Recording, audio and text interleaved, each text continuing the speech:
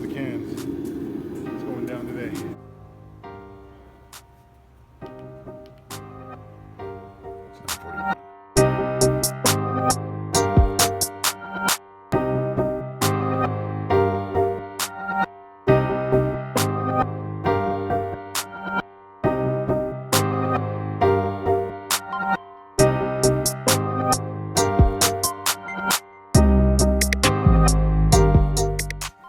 Welcome back to Just Another Melt on Just Another Melting channel.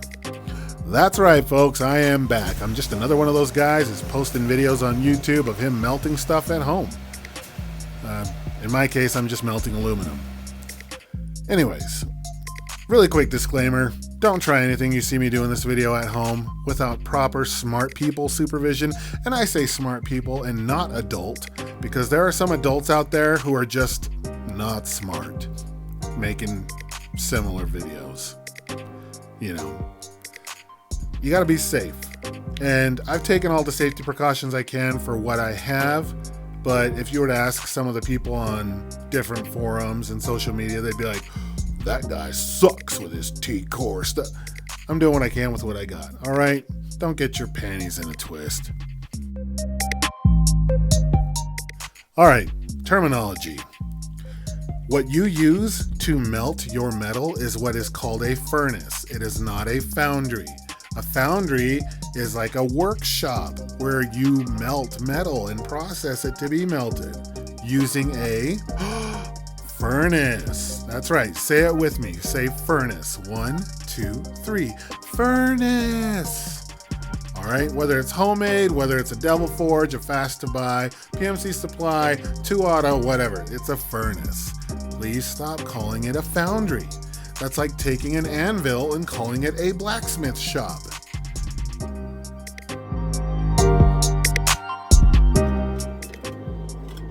Now these cans have been donated to me by my buddy Scott. I've known him since high school.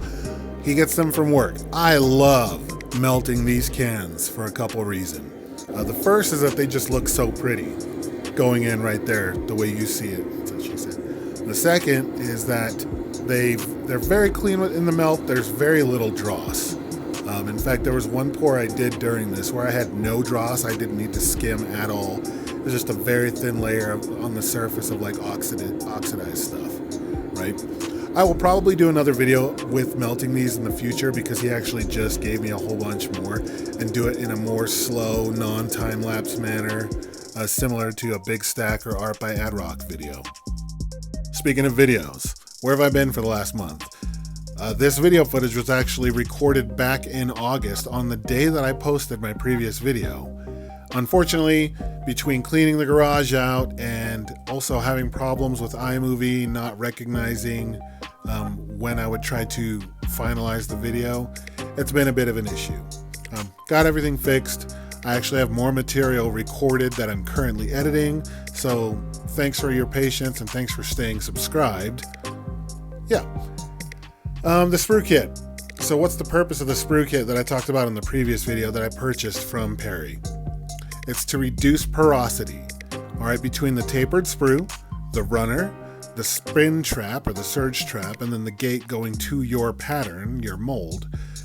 You are doing your best to make sure no air gets sucked down into the mold with your molten metal, and that will prevent bubbles and things like that from appearing in your cast. And that's the whole purpose of that Spruce Kit. You really should go watch his videos, and you know, he has that whole series that I talked about.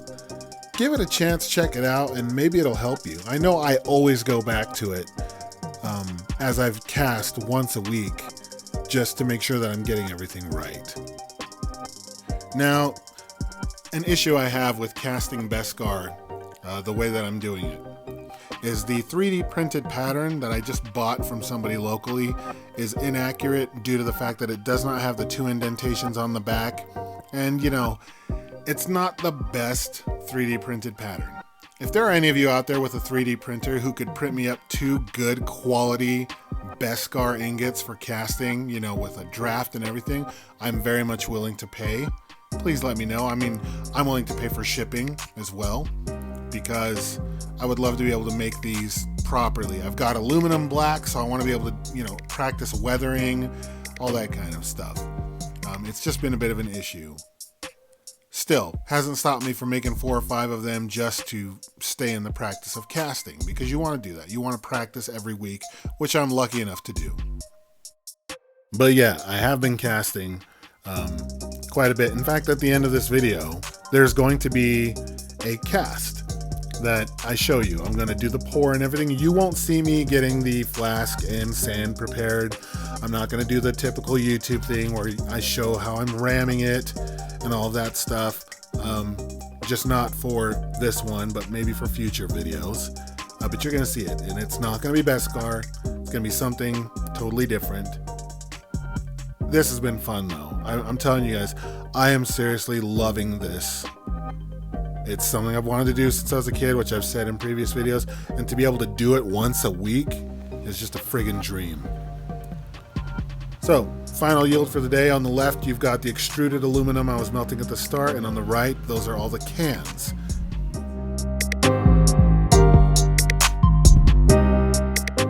I honestly don't recall seeing any other YouTube melters show themselves cleaning up after a melt. I know I've done it a couple times. Random. Alright, offset pouring basin leading into my tapered sprue. Hit the offset pouring basin. All that turbulence is stopped there, and then it goes over the ridge and into the sprue. Keep it full. This is all stuff that I learned watching SW Dweeb's How to Cast Metal series, learning how to cast metal. And then anything excess after it finally fills up, you pour into an ingot mold so you can use it later. Melt it down and use it later.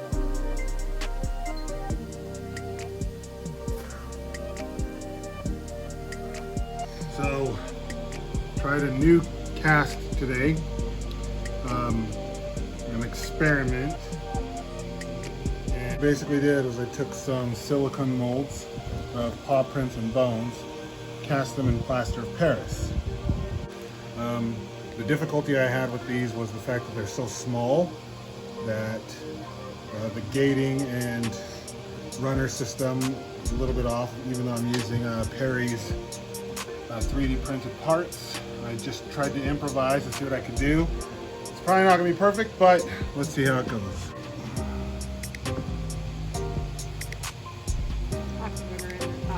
In the bottom. I'm going to let's try and pry this out. I guess my gating system and sprues and stuff did not work all that well. Well enough to actually fill though, right? Okay, this is for these two. I don't think it didn't fill this last one right here. It didn't get that last one, so I've only got 3 bones.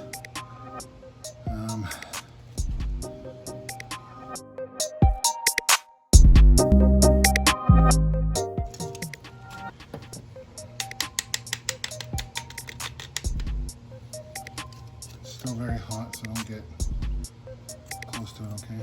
Or don't touch it. You know what? I'll use the chans. The Channy Chansters. These ones are big.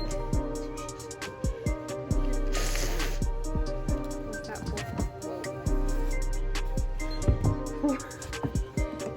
Ooh, still kind of hot right there. Yeah, it actually is.